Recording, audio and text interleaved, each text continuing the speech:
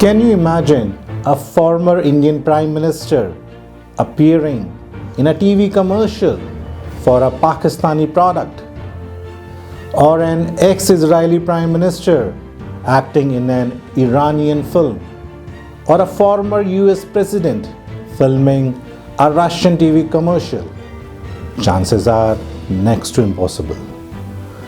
Political leaders hesitate to appear in TV advertisements for the fear of being called a sellout, particularly if the product is from a company based in a hostile country. No leader would commit such a political suicide. But what is considered most unlikely has happened. Mikhail Gorbachev, the president of the erstwhile Soviet Union, once acted in a TV commercial for an American fast food company, Pizza Hut. Let's watch the ad.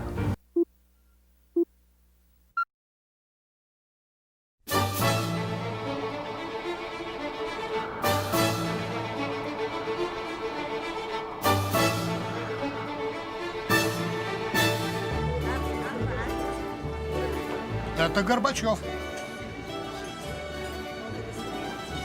Горбачев? Это из-за него у нас в экономике бардак. Да благодаря ему у нас новые возможности. Это из-за него у нас политическая нестабильность. Да благодаря ему у нас свобода.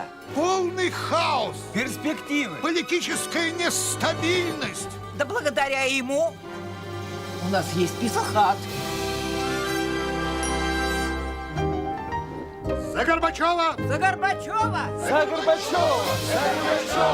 Sometimes nothing brings people together like a nice hot pizza from Pizza Hut.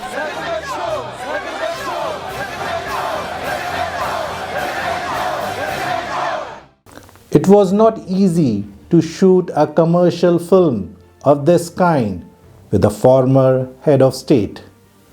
So why did Gorbachev do it? How did this ad film happen? Is the ad reflection of the legacy of collapsed superpower USSR? Let's find out. In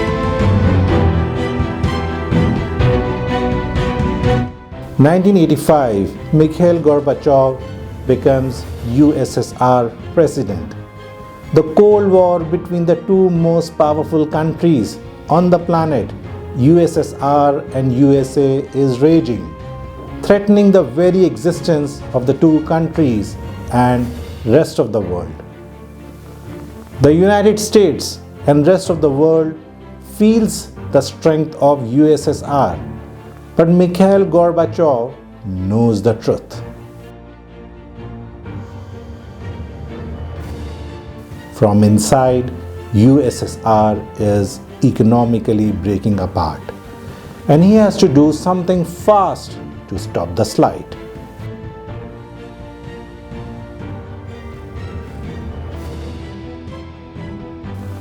Although a product of communism, Gorbachev understands that USSR, a command economy, has to open up its market.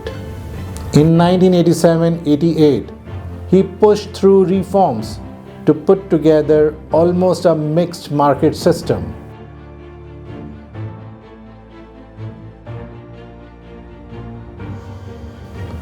Gorbachev, however, never succeeded in making the jump from the command economy to a mixed economy.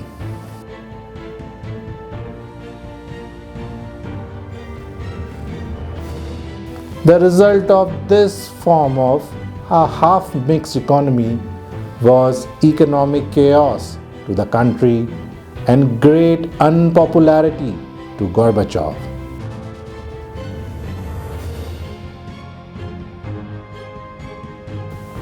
December 1991, USSR collapsed dramatically, sending shock waves to the world. On 31st December 1991, the USSR legally ceased to exist.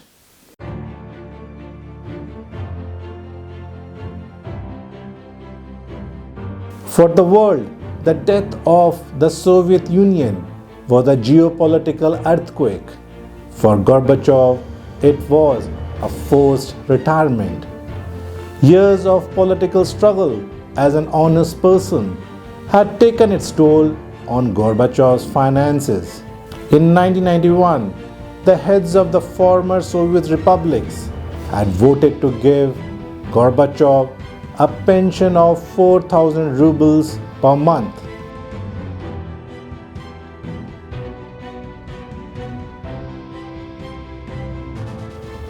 But it was not indexed to inflation that went berserk in the period 1991-96.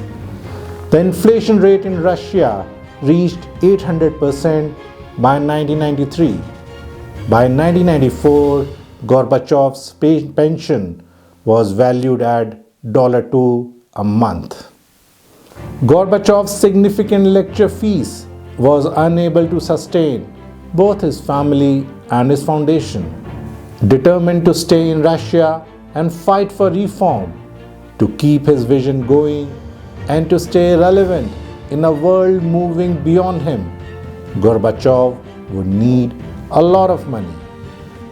More than even what he could make by giving lectures, more than anyone in Russia could or was willing to donate.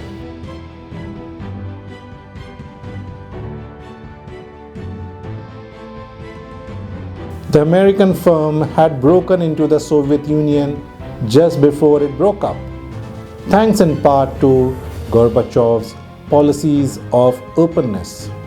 That's one reason why the commercial could exist in the first place. It was filmed on location in a Moscow Pizza Hut near Red Square, which had opened in 1990 as part of Soviet-era deal with the Pizza Hut's then parent company, PepsiCo. By 1997, Pizza Hut's international arm was looking for new spokespeople. They heard that Gorbachev was willing to do something. Somebody came up with the idea and sought Gorbachev out. The concept obviously exploited the shock value of having a former world leader appear in the ad. But the ad played on the fact that Gorbachev was far more popular outside Russia than inside.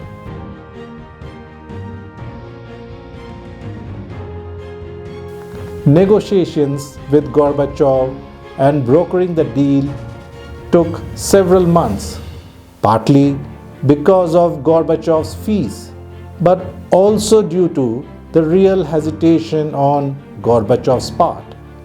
He and his wife feared that the Pizza Hut ad would tarnish his reputation. On the other hand, only international sources could provide the funds that Gorbachev needed.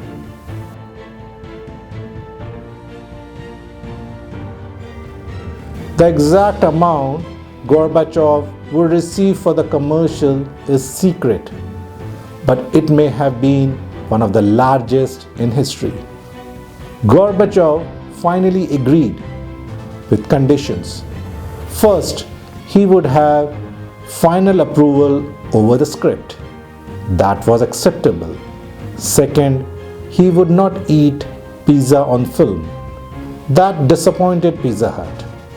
They always wanted the hero of the ad to eat the pizza. Gorbachev held firm. A compromise was reached. A family member would appear in the spot instead. Gorbachev's granddaughter ended up eating the slice. Pizza Hut agreed to this as well. When asked, Gorbachev justified his decision to do the commercial on two grounds.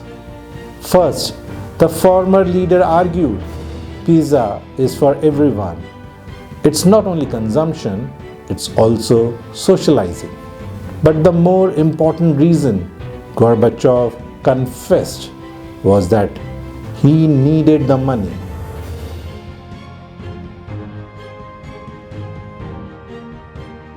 The Time magazine listed this ad among the top 10 embarrassing celebrity commercials in 2010. But in a lot of ways, it's a beautiful short film and a very different kind of advertisement.